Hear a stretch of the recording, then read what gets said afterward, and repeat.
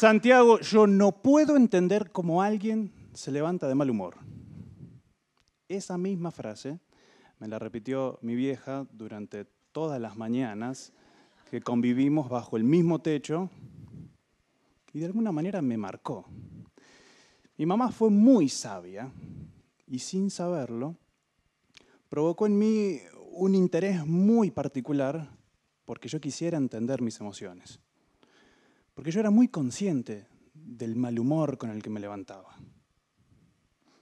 Para que se den una idea, no toleraba que me dirigieran la palabra.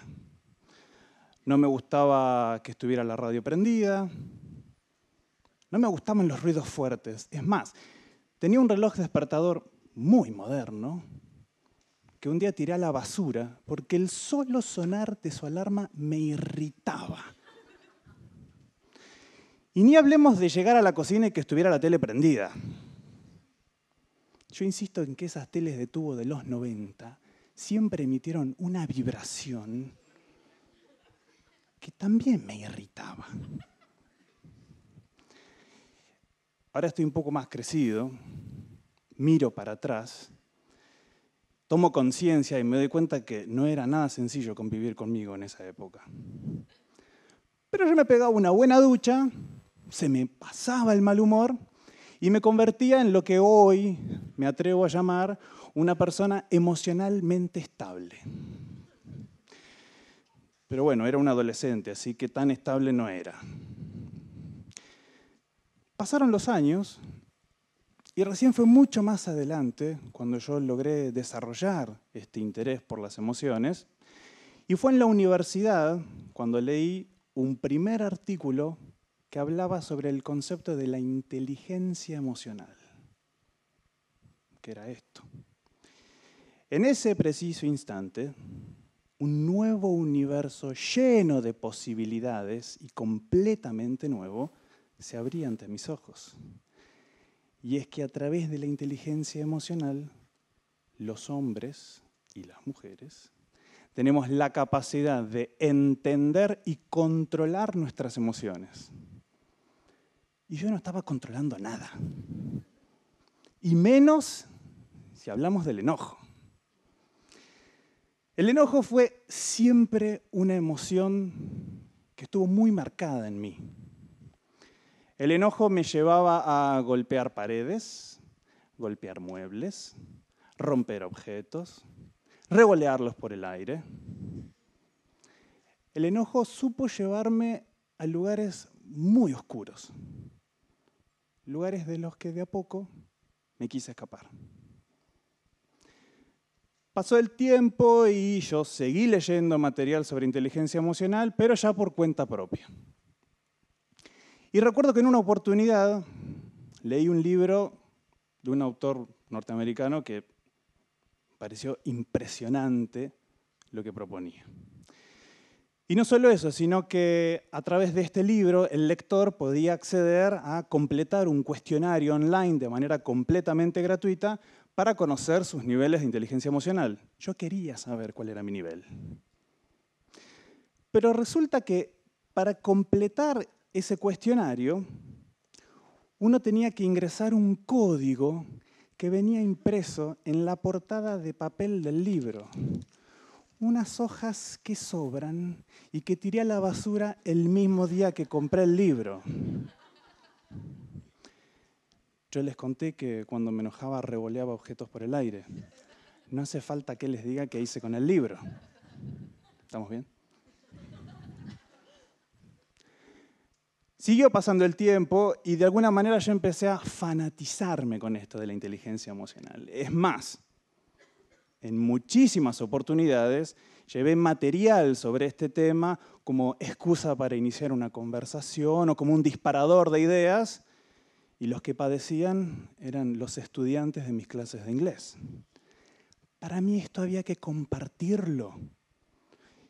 Y empezó a llamarme la atención que estos autores que yo leía y que también acosaba, ellos proponían entender a la inteligencia emocional como esta habilidad de entender y controlar las emociones propias y también entender y controlar las emociones de los demás. Por lo tanto, yo en este momento estoy controlando mis emociones y no saben cuánto. Pero a su vez estoy controlando las emociones de todos ustedes. Era utópico esto al principio. Era imposible. Apenas yo podía con mis emociones, encima esta gente proponía que yo iba a poder con las emociones de los demás. Si yo no podía con mi enojo, ¿cómo voy a poder con el de ustedes? Y ahí empecé a darme cuenta que la inteligencia emocional tenía un campo de explotación bastante limitado. Porque si bien se proponía la inteligencia emocional como la clave del éxito para el desarrollo personal y profesional de las personas, otra vez, nadie hablaba de esto en la calle. Y resulta que esto de la inteligencia emocional tiene una explicación biológica. Y es que el órgano que entra en juego es el cerebro. Los cerebros. Porque resulta que el ser humano tiene 3 cerebros. Algo así como la vaca con sus múltiples estómagos. Pero en realidad se trata de 3 estadios en la evolución del cerebro humano. En primer lugar tenemos un cerebro reptiliano, que es el que corresponde al del hombre de las cavernas. A través de este cerebro nosotros nos alertamos ante el peligro y buscamos satisfacer nuestras necesidades básicas. Un segundo estadio es el cerebro límbico. Aquí es donde nacen las emociones y desde acá se disparan y desde acá respondemos cada vez que lo hacemos emocionalmente. Y también tenemos un neocórtex, que es el estadio más evolucionado del cerebro humano y es a través del cual todos nosotros podemos razonar. Algo que me atrevería a decir que no venimos haciendo con mucha frecuencia. Pero ¿qué hay atrás de todo esto? ¿Cuál es la materia prima de la inteligencia emocional? Y es que son las emociones. ¿Pero qué es una emoción? Para entenderlo de manera sencilla, vamos a decir que una emoción es una respuesta que sale de mi organismo ante los estímulos del universo. Y se dice que hay al menos media docena de emociones aceptadas por todas las culturas, como lo son alegría, enojo, tristeza, desagrado, miedo. Y seguramente ahora se les viene a la cabeza una película de animación de hace algunos pocos años. Es que este tema está en todos lados. Las emociones realmente están en todos lados, solo que no les prestamos atención. La inteligencia emocional propone poder llevar nuestras emociones desde el cerebro límbico hacia el neocórtex. Poder llevar las emociones desde un cerebro emocional hacia un cerebro racional. ¿Para qué? Para reflexionar sobre el tipo de respuesta que voy a dar. Les voy a poner un ejemplo. Recién cuando me presentaron, se dijo de mí que soy una persona que le gusta viajar, me encanta viajar, y es cierto, necesito siempre tener 1 o 2 pasajes emitidos, a donde fuera. Pero a pesar de que me encanta esta actividad de viajar, no siempre despierta en mí las mejores respuestas emocionales. El día que compro un pasaje a buen precio, yo les aseguro que soy el hombre más feliz sobre la faz de la tierra. El día del viaje llego al aeropuerto y me entero que el vuelo se demoró 4 horas. A esta altura sería redundante decirles que me enojo. Y en un aeropuerto nunca revoleé nada y jamás revolearía mi pasaporte. Eso que quede claro. Me voy de viaje, la paso bárbaro, vuelvo y cuando vuelvo llega el resumen de la tarjeta de crédito. Ustedes no se imaginan con el miedo con el que yo abro ese resumen. Y la tristeza que siento cuando ya lo pagué y la cuenta me quedó en rojo. Las emociones están todo el tiempo todos los días en cada una de las cosas que hacemos. Y estoy seguro que ustedes en este momento están pensando en qué rol ocupan las emociones, toman las emociones en sus tareas diarias.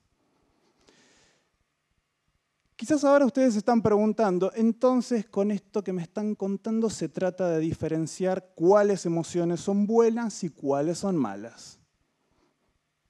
La mala es la noticia que tengo para darles y es que no hay emociones buenas, no hay emociones malas. Las emociones son y punto, están.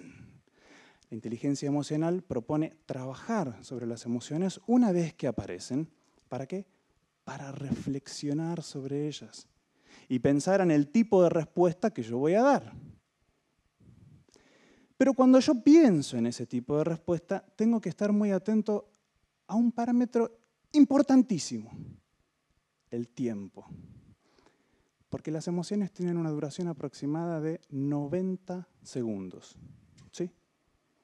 1 minuto y medio es lo que dura una emoción en nuestro organismo.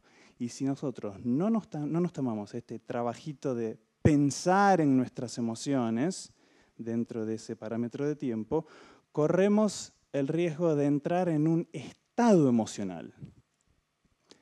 Entrar en un estado emocional no solo nos lleva a emitir una única respuesta abrupta, sino que además genera cambios anímicos en mi organismo y luego me cuesta muchísimo más volver a la normalidad. O sea que entonces no solo tengo que reflexionar sobre todas y cada una de las emociones, que aparentemente están en todas las acciones de todos los días de la vida, sino que además tengo que hacerlo en un periodo de tiempo muy corto. ¡Qué trabajo! Pero lo bueno es que, como les conté, el órgano que entra en juego en esto de la inteligencia emocional es el cerebro. Y la neurociencia nos enseña que el cerebro puede aprender. Cuanto más practico la inteligencia emocional, cuanto más practico esto de, momento, voy a reflexionar. Ok, entonces veo si me enojo o no. Cuanto más lo practico, más fácil es cada vez que tenga que volver a hacerlo. Y volviendo a esto del tipo de respuesta que yo voy a dar. La inteligencia emocional busca que todos nosotros, en su práctica, podamos aprender a responder asertivamente. ¿Y qué es esto de responder asertivamente? Se trata de encontrar un equilibrio entre aquello que yo quiero decir, pero al mismo tiempo que respeto las ideas de los demás. La asertividad deviene en empatía. Y la empatía es esta habilidad que tenemos las personas de ponernos en los zapatos de otro. La empatía implica respeto. Y solo a través de la empatía y solo a través del respeto, nuestra sociedad va a mejorar sus canales de comunicación. Los individuos vamos a aprender a comunicarnos mejor. ¿Para qué? Para encontrar esa armonía que tan desesperadamente andamos buscando por el mundo. Esa armonía que nos va a permitir ser felices con uno mismo y también con los demás. Yo les propongo que empecemos a poner un poco en práctica esto de la inteligencia emocional. Y es que la vida es casi tan cortita como una emoción. Muchas gracias.